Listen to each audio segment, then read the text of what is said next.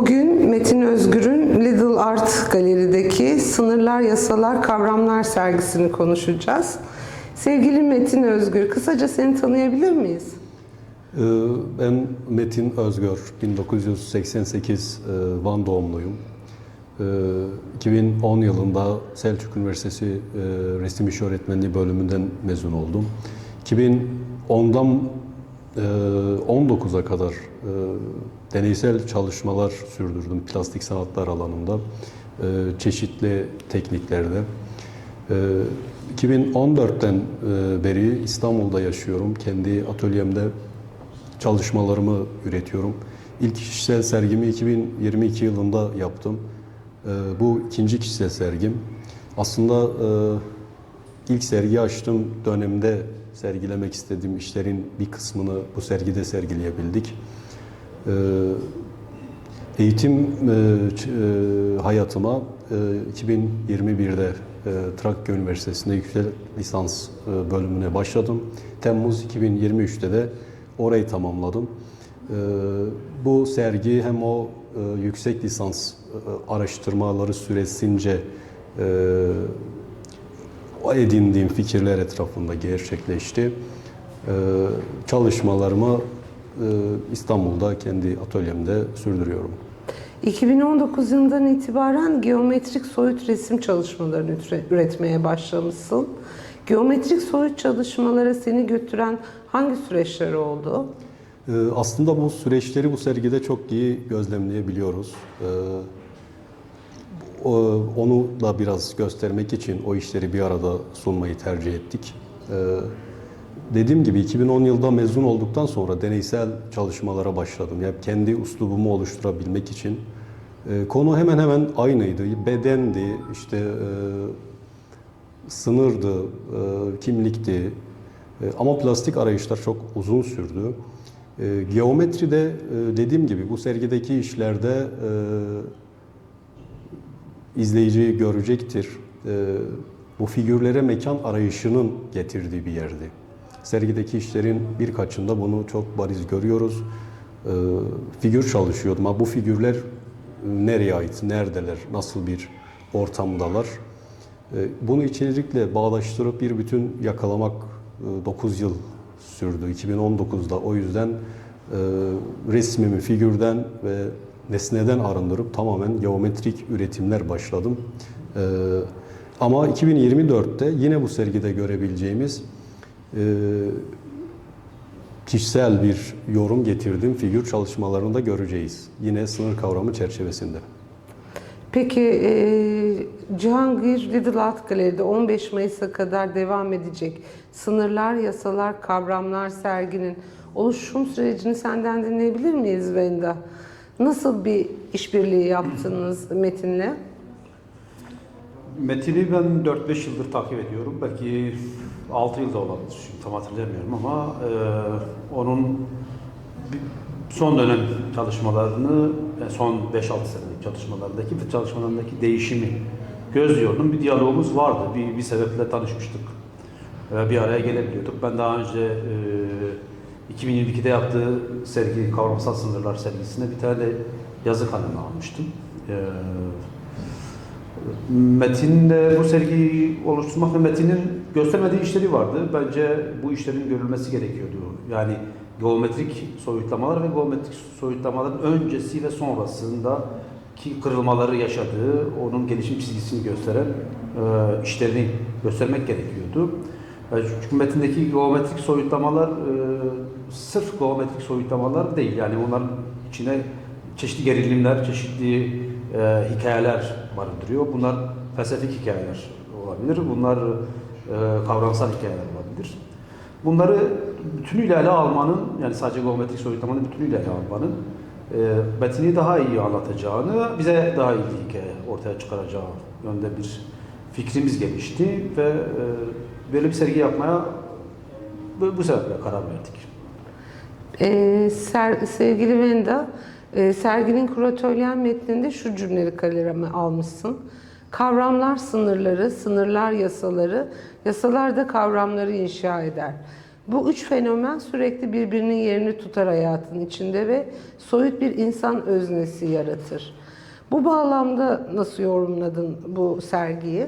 Ya metinin işte çokça üzerine durduğu kavramlar bunlar aslında. Kendi plastiğine yansıttığı kavramlar.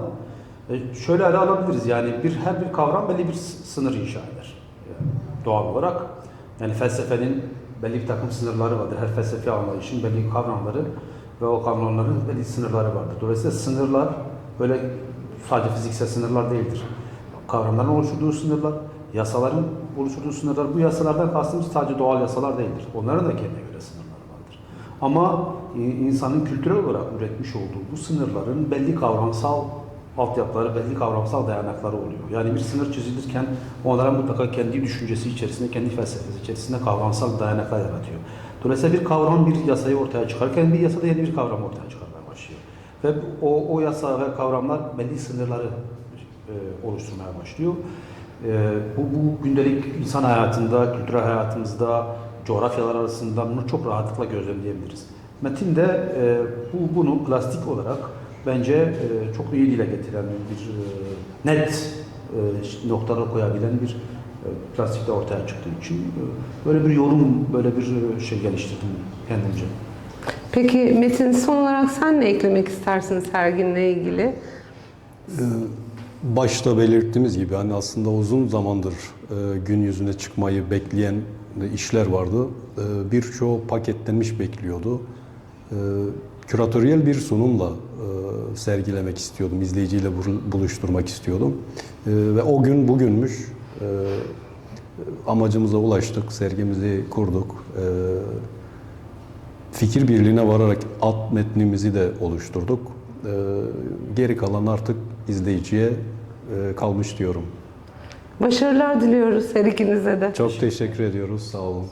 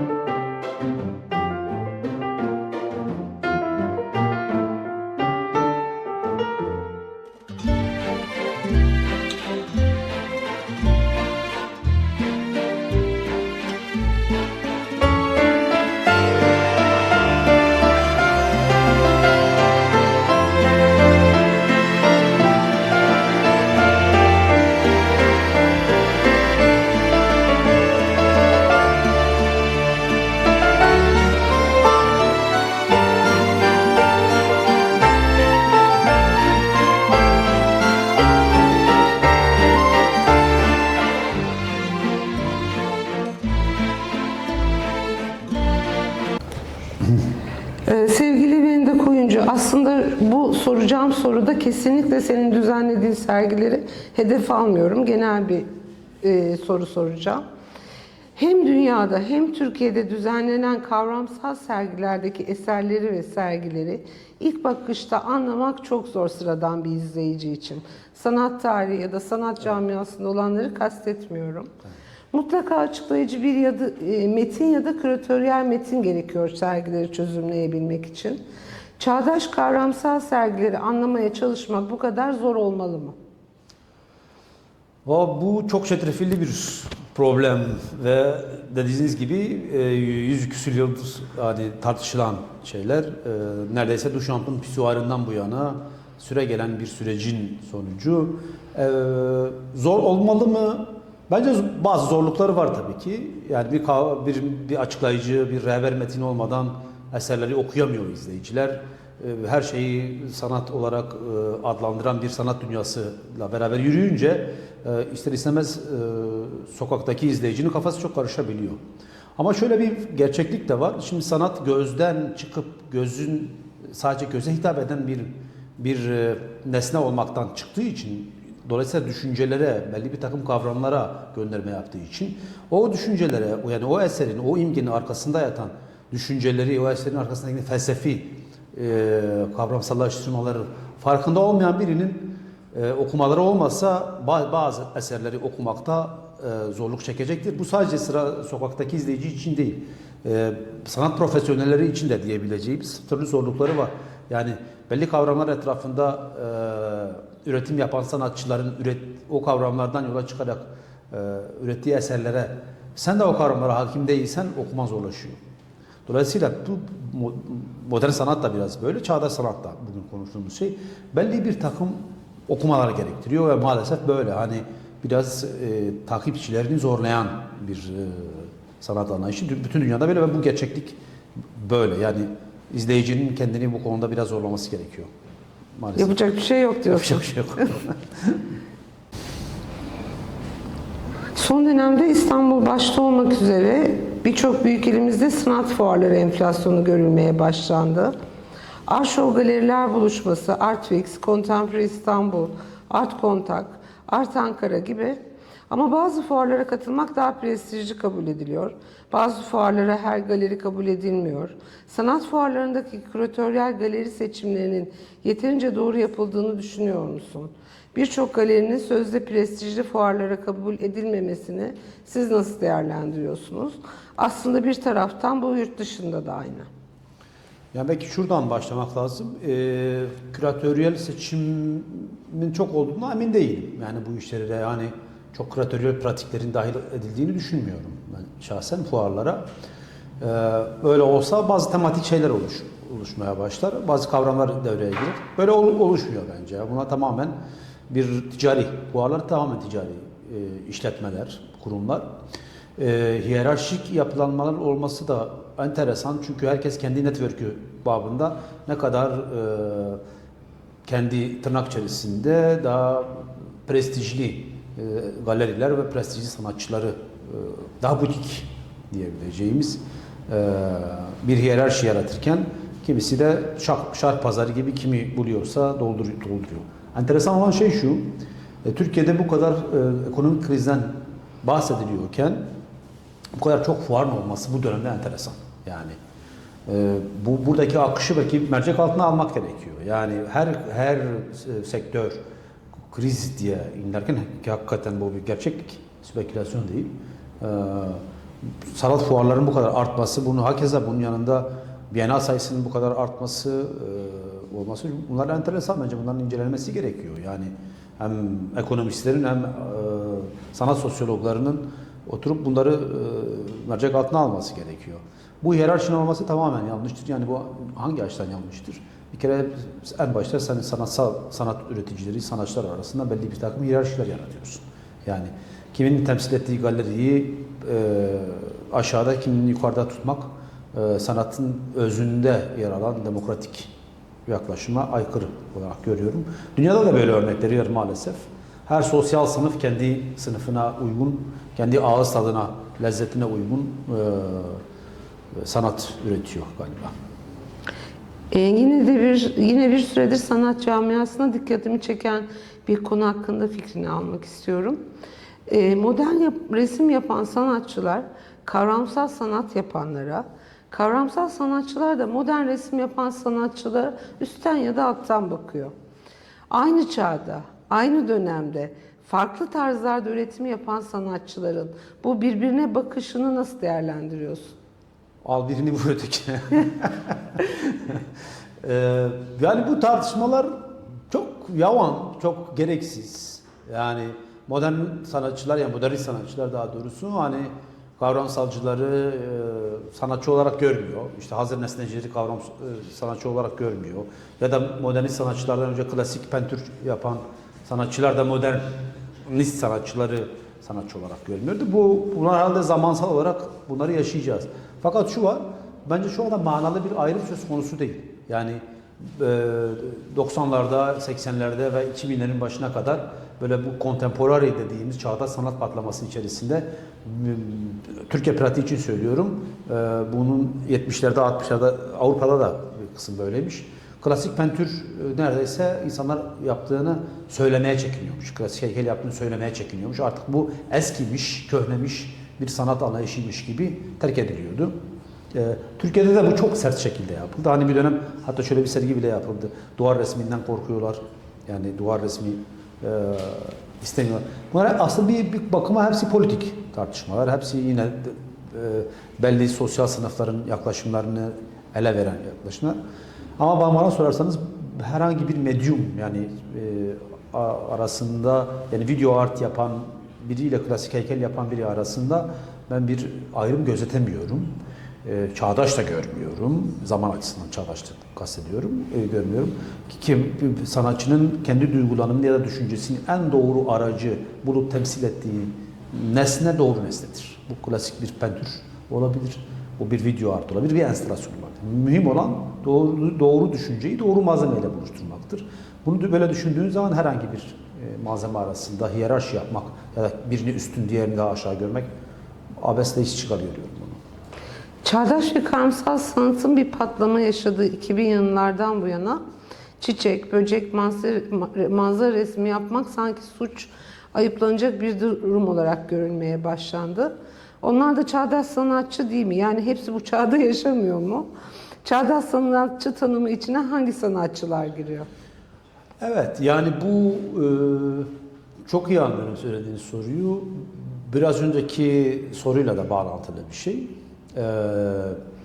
Çiçek böcek meselesi de böyle çiçek böcek meselesi değildir. Yani çiçek böcek yapanların da zamanında işte modernist ressamları Monet'leri işte bilmem Manet'leri, empresyonistleri vesaire hatırlamalarını isterim. O bir politik kırılmadır. Yani o gözdeki bir politik kırılmadır. Toplumsallıkta bir politik kırılmayı temsil eder bu tür şeyler. Sorunun ikinci kısmını unuttum ben ya. Yani çiçek böcek resmi yapanlar da çağdaş sanatçı değil mi? Tamam. Yani onlar da aslında bu çağda yaşıyorlar. Başka Evet, bir çağda... çağdaşlığı aynı çağda, aynı zaman dilimi içerisinde var olmak olarak ele alıyorsak herkes çağdaştır. Bu zamanda var olandır. Ama çağdaşlık mefhumu, güncel sanat mefhumu, daha doğrusu güncel sanat, çağdaş sanat gerilimi de biraz buradan çıkmıştır. Çağdaş olan sadece zamansal açıdan çağdaş olanı temsil etmiyor. Çağdaş olan aynı zamanda medyum olarak klasik medyumları terk eden anlamında çağdaştır. Türkiye'de bu 90'lı yıllarda dediğim gibi 80'li yıllarda çağdaş güncel, çağdaş mı demeli buna, güncel mi demeli? Yani modern sanattan kopuşu temsil eden sanat akımı açısından güncel de denmeye başlandı çağdaş yerine daha çok. Güncellik sebebi de o dönem Vasıf Kortu'nun çağdaşlığın hani daha çok Kemalist modernleşmenin bir çağrıştıran bir yükü olan bir sözcük olduğu için acaba çağdaş yerine güncel mi diye bir önermesi getirdi. O dönem için doğru bir önermeydi bence de. Çünkü çağdaş dediğin zaman Çağdaş Yaşam Destekleme Derneği gibi farklı sivil toplum kuruluşları akla gelebiliyordu. O yüzden o sanatın da o kavramlar altında ezilmesi söz konusu olabilirdi. O yüzden güncel doğru bir şey. Ama artık bu şey kalmadı bence. Artık çağdaş denebilir. Yani kontemporanenin Türkçe karşılığı olarak. Çağdaş denebilir, kullanılabilir. Herkes çağdaştır. Bu dönemde klasik çiçek böcek yapan kişi de çağdaştır. Enstalasyon yapan, yani dijital işler yapan sanatçılar çağdaştır. Aynı dönemin sanatçısıdır. Yani medyumlar arasında bir hiyerarşi yapmak çok manasız bir şey. Peki bir de sanatçı olmak için akademik eğitim şart mı sence? Otodidaktik sanatçılar konusunda düşüncen nedir? Sanatçı olmak için akademik eğitim şart değil bence. Öyle olsaydı akademiden mezun olan herkes sanatçı olurdu. Böyle olmadığını biliyoruz. Yani ama hani sanatçı olmak, sanat hakkında bir fikrin olabilir. Yani sanat üretmek nedir diye bir fikrin oluşmasını önemsiyorum. Sanat hakkında bir kültürün olmasını önemsiyorum sanat üreten bir kişi açısından. Yani geleneksel sanatları yapan ile işte bildiğimiz sanat anlamında art yapan kişiler arasında bir farkı gözetebilecek kadar bir sanat bilincinde olması gerekiyor. Bizim okullarımız ne kadar sanatçı yetiştiriyor onu bilmiyoruz. Bir de son dönem çağdaş sanat dediğimiz mefhuma baktığımız zaman akademiden gelmeyen birçok sanatçı var. Mühendislik yapıyor, aslında öğretmenlik yapıyor, işletmecidir, doktordur falan. Bunlar mesela hiçbiri klasik sanat eğitimi almamıştır. Bence gerek de yok. Yani zorunlu değil böyle bir şey sanatçı olmak için. Biraz fikir işidir, biraz düşünce işidir sanat yani. Çünkü öbür türlü akademide edindiğin eğitim biraz beden disiplinidir. Herkes resim yapabilir. Yani beden disiplinidir. Terbiye, perspektifi öğrenirsin, fotoğraf çekmeyi öğrenirsin, perspektifi öğrenirsin, klasik pentür yapmayı öğrenirsin. Ama bu seni sanatçı yapmaz. Yani akademiden çıkan kişiyi sanatçı yapmaz. Sanatçı bir dünyaya bir fikir sunabilmektir. Dünyaya bir önerme verebilmektir. Bu da akademinin sağlayacağı bir şey değildir tabii ki. İstanbul'da artık bir yerden bir yere gitmek mesele. Şehir çok büyüdü. Sanat galerileri aynı bölgede toplansa sanat izleyicisi daha çok artacaktır sanırım. Yurt dışında galeriler bölgesi vardır ve o bölgeye gittiğinizde birçok galeriyi aynı anda gezebilirsiniz. Acaba İstanbul'daki sanat galerilerinin böyle bir düşüncesini ateşlemek mi lazım? Örneğin Piyalepaşa Alışveriş Merkezi'nde 7-8 sanat galerisi açıldı. Birçok galeri oraya taşındı. Bir günü orada dolu dolu sanat ile geçirmek çok keyifli oluyor örneğin benim için. Acaba bunu böyle bir önermesi mi lazım birisinin? Çok dağınık galeriler. Evet, bu bir görüştür. Bilmiyorum. Hani ben hangisi daha iyi bilmiyorum. Acaba belli bir bölgeye yığılmış galerilerin olması mı iyidir? Yoksa kente dağılmış galerilerin olması mı iyidir? Emin değilim bundan. Yani şehrin sosyolojisini de düşünmek evet, hani lazım. ben buna şahsen karar vermiş değilim. Hani ben Ümraniye'de de bir iki galerinin olmasını isterim. İkitelli'de de olmasını isterim. Esenyurt'ta da galerinin olmasını isterim. Çünkü kent merkezi, İstanbul gerçekten çok büyük bir şehir. Yani şehir merkezine ulaşmak ve burada bir günü sanatla geçirmek istemek biraz sıkıntılı İstanbul için. Ama bulunduğu bölgede gezebileceği bir galerilerin olması, sanat merkezlerinin olması o bölgedeki insanlar için bence daha kolaylaştırıcı bir sebep. Belki izleyiciyi daha da arttırabilir bir şeydir. Zaten baktığın zaman sanatın belli bölgelere sıkışmış olduğunu da görürsün. Yani Nişantaşı, Teşvikiye, Beyoğlu, Karaköy hattında genellikle yoğunlaşmış bir galeri şeyi var. Bunun dışında işte bu yeni AVM'ler tarzı yerleşkelerin altında çıkan yapılan bir takım galeriler var. Onun dışında mesela çok uzak semtlerde ya da orta düzey uzak semtlerde merkeze oranla ne kadar galeri var emin değilim. Mesela Kadıköy'de birkaç tane, Balat'ta birkaç tane. işte Balat'a geldi. Anadolu yakasında birkaç tane var. Birkaç tane var. Kente böyle yayılmış bir şey görmüyorum. Hani bütün bunlar da tabii ki yani Türkiye'de sanat kamu tarafından yani devlet tarafından çok da desteklenmediği için galerilerde tamamen sahipsiz bırakıldığı için sanatçıları sahipsiz bıraktıkları gibi bütün bunlar hani de belli bir takım hani organların, kurumsal organların, yerel yönetimlerin işte devletin bir araya gelip galericilerle oturup bunları planlayıp halletmesi gerekiyor. Hani çözümü burada görüyorum. Bilmiyorum. Yani biraz plansızlık görüyorum belki de. Hani dağınıklık demek doğru değil de dediğin gibi şehrin sosyolojisiyle birlikte düşünüp planlama yapmak gerekiyor belki de. Evet yani bütün yerel yöneticilerin işte bu işin profesyonellerini bir araya gelip böyle uzun uzun tartışıp buna bir çözüm üretmeleri, sosyologlardan fikir almaları, işte kültür sanat insanlarından fikir almaları, akademisyenlerden fikir almaları ve bu bağlamda belki sen haklısın, belki de bir bölgeye yığılmaları gerekiyor, bilmiyorum yani. Şu an ülkemizin sanat camiasında en çok takdir ettiğin girişim hangisi? En çok takdir ettiğim girişim son dönemde PAK diye bir oluşum var. Hiç duymadım. İnisiyatiflerin bir araya gelip burada nereye diye başlayıp aslında deprem sonrasında oluşmuş inisiyatiflerin dönem dönem bir araya gelip yarın mesela 7.'si olacak. Bağımsız alanların yani kar amacı gütmeyen bir takım oluşumların bir araya gelip kültür sanat politikaları üzerine kafa patlatmaları ve bir takım öneriler geliştirmeleri. Mesela bunu çok önemsiyorum. Bunlar bizim uzun zamandır unuttuğumuz şeyler. Yani 90'larda kolektiflerin bir etkisi var sanat alanında ama bunlar gittikçe sönümlendi ve başka bir şeye dönüştü. Şimdi biraz daha o sivil ruhu canlandıran, aynı zamanda toplumsal meselelerde duyarlılık arz eden, deprem sonrası gelişen bir süreç bu. Daha önce Hrant Dink cinayetinden sonra böyle oluşumlar olmuştu. Sonradan kaybolup gitti. Bunu çok önemsiyorum. İkincisi girişim olarak dersen, ben belediyenin, mesela İstanbul Büyükşehir Belediyesi'nin mekan açmalarını bütün eksikliklerine rağmen çok pozitif buluyorum, olumlu buluyorum şey adına. Fuarların çok artmasını getirisini bilmiyorum, ondan emin değilim. Bienal sayısının çok artmasının getirisini onu bilmiyorum. Aklıma da başka bir şey gelmiyor doğrusu girişim olarak. Yani. Evet. Peki şu an sanat dünyasında ivedilikle düzeltilmesi gereken sorun nedir sence? Daha önceki soruların da bağlantılı olarak ivedilikle çözülmesi gereken sanat üreticilerinin, yani bunun en başta sanatçıların, ardından sanat yazarlarının, ardından galericilerin diyebileceğimiz eleştirmenlerin oturup sanat politikası konusunda belli perspektifler oluşturmalarıdır. Çünkü sanat tamamıyla ivedilikle tamamen belli bir piyasanın belli zenginlerin diyelim ki inisiyatifine geçmiş durumda. Sanatın tamamen bir eğlencelik hale gelmiş durumu söz konusu. Türkiye'de bu çok çıplak bir şekilde gösteriliyor.